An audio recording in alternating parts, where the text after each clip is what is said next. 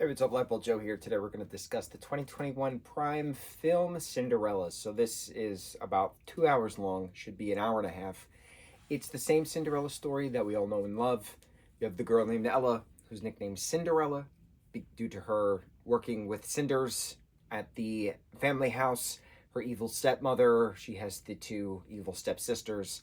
She eventually gets transformed into this magical being via a fairy godmother, goes to a ball, loses a shoe, marries a prince. Okay, basic story. This has a difference to it. So, the fabulous godmother, played by Billy Porter, um, becomes because she saved the caterpillar. The caterpillar went into the cocoon or chrysalis, excuse me, turned into the butterfly, who then happened to be the fabulous godmother. Okay, fine. Then there was the whole she wants to be a dressmaker, and then a different queen had said, I like your stuff, come work for me. So she's choosing herself over love. And then the prince realizes he doesn't want to be prince, so he chooses himself over duty. And so, like, they then come together so that way she can become the dressmaker. Fine. I like that little thing. Fine. Difference to it. Fine. But this is a jukebox musical with some original songs throughout. So my question is, why not make the whole thing original?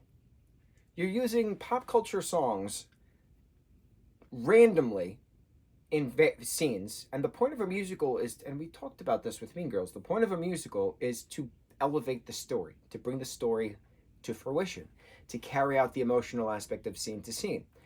Didn't do that in this. When you use a jukebox musical to tell the story, it's not telling the story, it's just you're taking the pop culture song, you're throwing it in a scene, and that's it. We're on to the next scene. Some jukebox musicals work, some do not. I can't think of examples right now, but it's concerning when you have this high budgeted project and a really boring script, because certain 25-30 minutes of this film was irrelevant in regards to bringing the story along. Some of the dialogue was so forced, and it's frustrating. Nick Galitzine plays the prince. You have Camila Cabello playing the Cinderella character. Idina Menzel is her stepmother. Minnie Driver and Pierce Brosnan are the king and queen of the kingdom.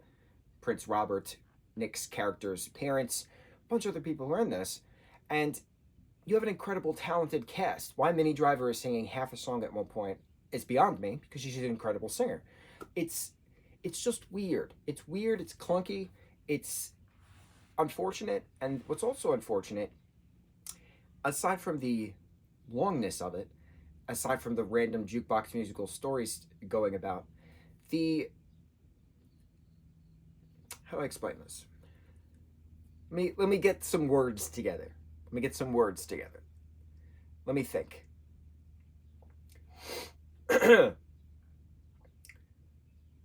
The project could have been great if it stayed within its original songs, but because you have the random music in it, it just pooped it out. The dialogue was too clunky, it pooped it out. The fact that you have incredible, talented singers not singing to their full potential pooped it out. The other thing that annoyed me is you had modern hair. You had people with bleached hair and roots showing. You had people with modern clothes mixed with old clothes. You had people using literal, like, electric grinders to, like, grind metal in the beginning song. And that's it. You had Nick's character playing an actual guitar at one point. What time period is this? I don't get it. There's no consistency, and it ruins it. It ruins the magic of Cinderella. It's unfortunate. It did very well when it came out in regards to streaming back in 21, but it was panned by critics and audience because of everything I mentioned. There's no consistency.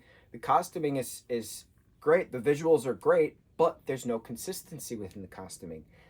What time period are we going for? Why you're featuring this one person who has bleached hair, but that wasn't a thing back then.